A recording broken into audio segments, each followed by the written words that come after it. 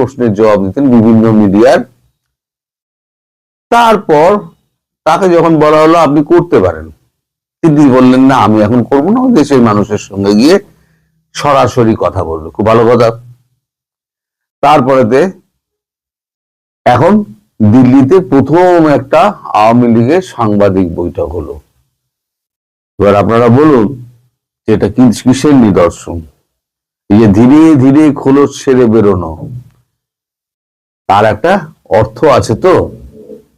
এই অর্থ, সাংবাদিক সম্মেলনটা বড় কথা নয়, সাংবাদিক সম্মেলনে কে কি বললো না বললো সেটা বড় কথা না, কি উপস্থিত রইলো না রইলো, কিন্তু কাগজে এটা বেরিয়েছে এবং ভারতের সদর্থক ভূমিকায়, ভারতের যদি অনুমতি না থাকতো তাহলে প্রেস ক্লাব অফ ইন্ডিয়ার মতো জায়গায় এই সংবাদ সম্মেলন হতো।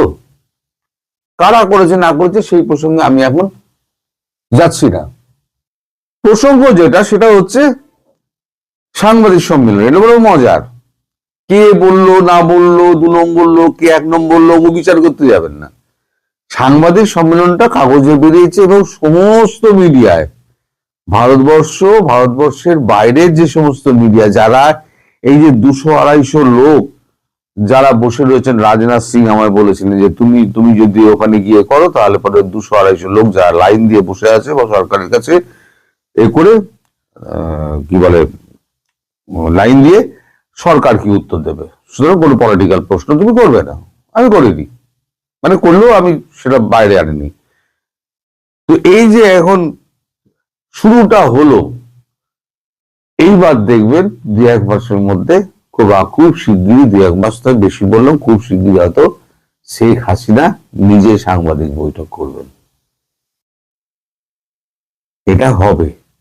তার আগে আপনাদের একটা ব্রেকিং নিউজ দিয়ে দিই, সেটা হচ্ছে আজকে সকালবেলা 8টা থেকে 8:30 পর্যন্ত একটা ব্রেকফাস্টের অনুষ্ঠান হয়েছে। ব্রেকফাস্ট এমন কিছু নয় তো, সেটা আপনারা সবাই জানেন, কিন্তু ব্রেকফাস্ট কার কার সঙ্গে হয়েছে জানেন?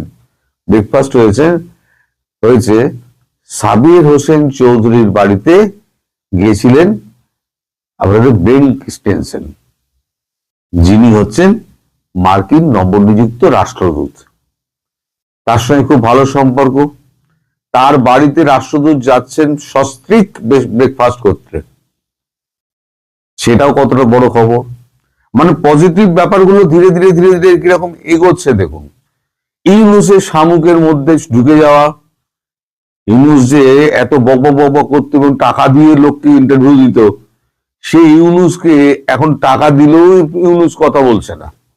আল জাজিরার মতো সংবাদপত্র, তারপর ন্যাশনাল হেরাল্ড, তারপরে আরো যে সমস্ত বিদেশি সংবাদ মাধ্যম, রয়টার্স সব লাইন দিয়ে বসে আছে, তাদেরকে উনি একদম মুখ খুলছেন না। কতটা চাপের মুখে রয়েছে ডক্টর ইউনুস।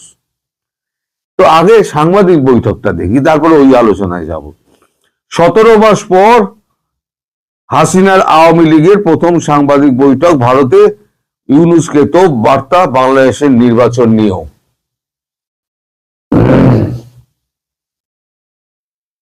আমি খবরটা পড়ছি।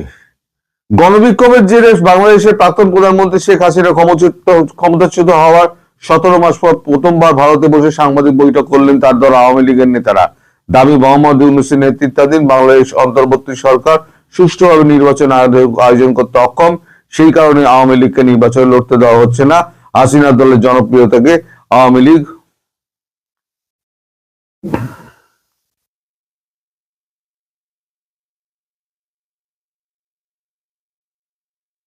ভয় পাচ্ছে।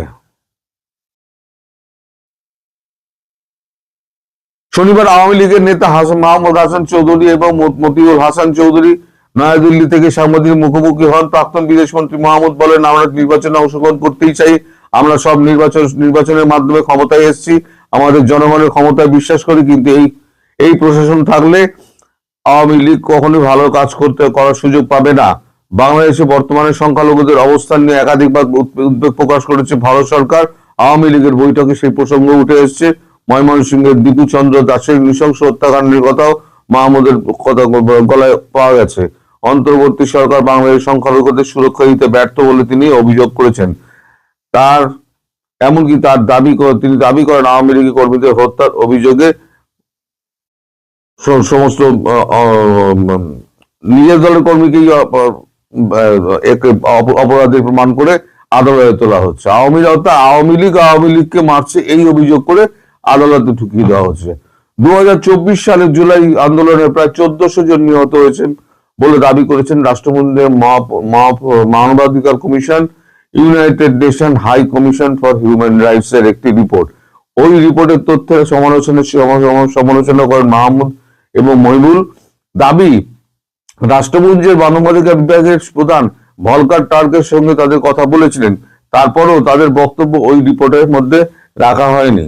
প্রসঙ্গত 2024 সালে 5ই আগস্ট প্রধানমন্ত্রী পদে ইস্তফা না দিয়ে ঢাকা ছেড়ে দিয়ে এসেছিলেন শেখ হাসিনা, সেই থেকেই ভারতীয় অজ্ঞাতবাসে রয়েছেন। আগামী 12ই ফেব্রুয়ারি বাংলাদেশ সাধারণ নির্বাচন, কিন্তু ইউনূস ক্ষমতায় আসার পর বাংলাদেশে আওয়ামী লীগকে নিষিদ্ধ করে দেওয়া হয়েছে, নির্বাচনে কোন রকম অংশগ্রহণ করতে দেওয়া হচ্ছে না। এটা দুর্ভাগ্যজনক এবং আমরা এর প্রতিকার চাই আন্তর্জাতিক দুনিয়ার কাছে। এইটা হলো গিয়ে এর কথা, আওয়ামী লীগের কথা। এই যে আওয়ামী লীগ যেটা বলছে, এই যে সাংবাদিক বৈঠকে যেটা বলা হলো, সেটা কি এই দলীয় কথা? এটা হচ্ছে শেখ হাসিনার কথা। শেখ হাসিনা মুখটা হাসান মাহমুদের বা আরেকজন যিনি আছেন তার, কিন্তু কথাটা কিন্তু শেখ হাসিনার। তার অনুমতি ছাড়া এবং ভারতের অনুমতি ছাড়া এই সাংবাদিক সম্মেলন তো হতে পারে না ভাই। সুতরাং ধীরে ধীরে গাড়ি যে এগোচ্ছে তার প্রমাণ হচ্ছে এইটা। এইবারে 1:30টার সময় যে ভিডিও, সন্ধ্যেবেলা যে ভিডিওটা করব, সেখানে ব্যাখ্যা করব যে হঠাৎ এই পাল্টি খাওয়া কেন আমেরিকার। পাল্টি তো খাওয়ার কারণ থাকবে, $1 বিলিয়ন বিনিয়োগ করেছে, তার ডলারটা কতটা কি হলো না হলো। দ্বিতীয় কথা হচ্ছে $400 মিলিয়ন এই মার্কিন যুক্তরাষ্ট্র নির্বাচনে ট্রাম্পকে হারানোর জন্য আমাদের ইউনুস দিয়েছিলেন, তা সত্ত্বেও ট্রাম্প তাকে বরদাস্ত করেছেন। হঠাৎ কেন ট্রাম্পের এই ভুল বদল, সেটা আমি সন্ধ্যের ভিডিওতে বিস্তারিত ব্যাখ্যা করব। এখন বলি যে এই যে মার্কিন যুক্তরাষ্ট্রের হঠাৎ পা তুলে নেওয়া, বা ঢাকাকে মার্কিন যুক্তরাষ্ট্রকে বরাবরই বলা হয়েছিল যতক্ষণ না পর্যন্ত বাংলাদেশ থেকে পা তুলে নেবেন, আমি শুরুর থেকে বলে যাচ্ছি, ততক্ষণ পর্যন্ত ভারত সদর্থক কোনো ব্যবস্থা নেবে না, কোনো ট্রেড ডিল হবে না। সব যদি ঠিকও হয়ে যায় তাহলে 12 থেকে 15% মধ্যেই ট্যারিফ থাকবে, তার বেশি বড় ট্যারিফ হবে না, মিলিয়ে নেবেন আপনারা। এখন বৈশ্বিক পরিস্থিতিতে এখন ভারতবর্ষকে আমেরিকার পাশে চাই। ফলে আস্তে আস্তে ভারতও করছে কি, আওয়ামী লীগকে ধীরে ধীরে ধীরে ধীরে ছাড়তে শুরু করেছে। এটা হচ্ছে তার একটা তৃতীয় ধাপ। প্রথম ধাপে উনি দলের নেতাদের সঙ্গে কথা বলতেন, দ্বিতীয় ধাপে উনি লিখিত প্রশ্নের জবাব দিতে শুরু করলেন, তৃতীয় ধাপে উনি সাংবাদিক বৈঠক করতে শুরু করলেন, এবং চতুর্থ ধাপে উনি স্বয়ং সাংবাদিক সম্মেলন করতে আসবেন, অথবা উনি দেখবেন কোনো একটা ন্যাশনাল টেলিভিশনে, একটা কি দুটো কি তিনটে ন্যাশনাল টেলিভিশনে উনি সরাসরি বক্তৃতা দিচ্ছেন, এবং সেটা সম্প্রচার হবে সর্বত্র। তার মানে সময় যে এগিয়ে আসছে সেটা বুঝতে পারছেন। আপনারা মাঝে মাঝে হতাশ হয়ে যান, হতাশ একদম হবেন না। 2025-এ, এই 2026-এ অনেক কিছু ঘটবে, অনেক রকম নাটক ঘটবে।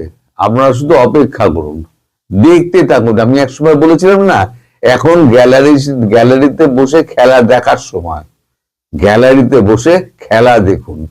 এই যে ওই চুকিতকিতের মতো নির্বাচন নিয়ে খেলা, তারেকের প্রধানমন্ত্রী বলে তো সাজ নিয়ে ঘুরে বেড়ানো, সব চুপচাপ দেখতে থাকুন। পিকচার আবি বাকি হ্যায় মেরে দোস্ত।